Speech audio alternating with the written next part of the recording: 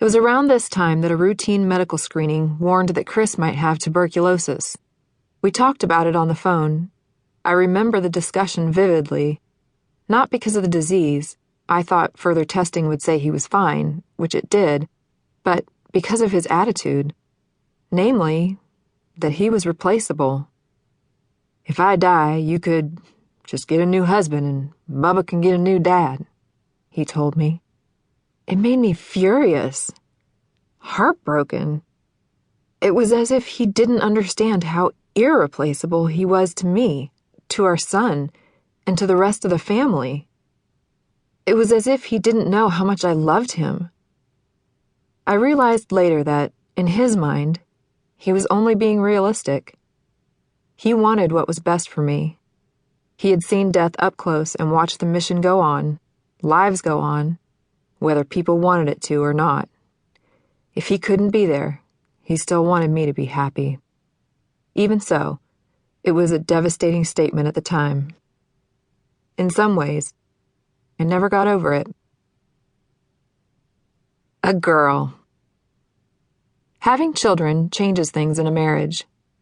There are good changes and bad changes. One of the worst is that it tends to shorten tempers. That made things a little testy around our house after Chris came home. I saw it as the natural state of things, and only temporary. Chris was surprised, I think, that things weren't as smooth between us as they had been. "Oh, we'll get through it," I'd tell him. "I don't know. Other people go through this all the time, especially with a new baby. Didn't your parents ever argue?" Actually, they don't seem to have argued at all, at least not in front of the kids. Maybe there's a lesson for us in that. It's okay to argue in front of our children. It prepares them for later in life. And those of you with idyllic marriages where you never fight at all, fake it a few times for the rest of us, okay? Just joking. Chris's enlistment was nearing its completion, and we began talking about whether he would stay in the Navy or not. Having lived through 2 deployments already, I was more than ready for him to come out. I thought he was, too. In his letters home, he said he couldn't wait to be home and spend more time with us. He said he hated being away. We had started our family, and both of us wanted a more stable life with him home and involved with the kids.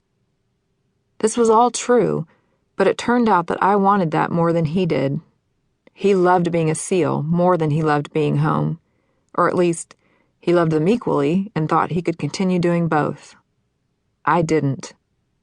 It took only a few conversations before I realized that he was leaning heavily toward re-enlisting. If he did, he knew he would redeploy back to Iraq within a year.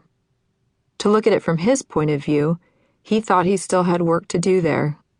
And truthfully, few people could protect as many people as Chris could.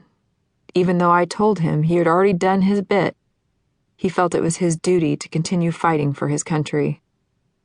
"If you tell me not to re-enlist, I won't," Chris told me. "I don't want that on my shoulders," I answered. "Telling you not to live your dream. You love your job. But I also want to be honest. If you do re-enlist, it will change the way I think about things.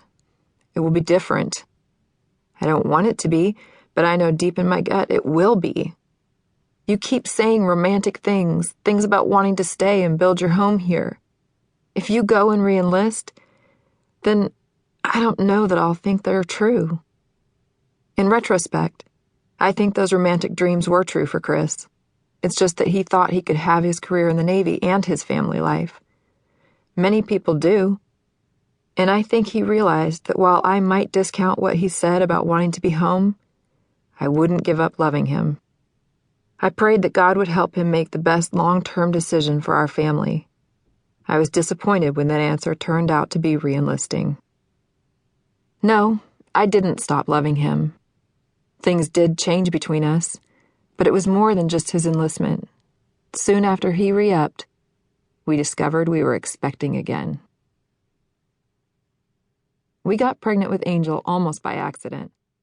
I was thinking it was just about time to go on birth control, and wham!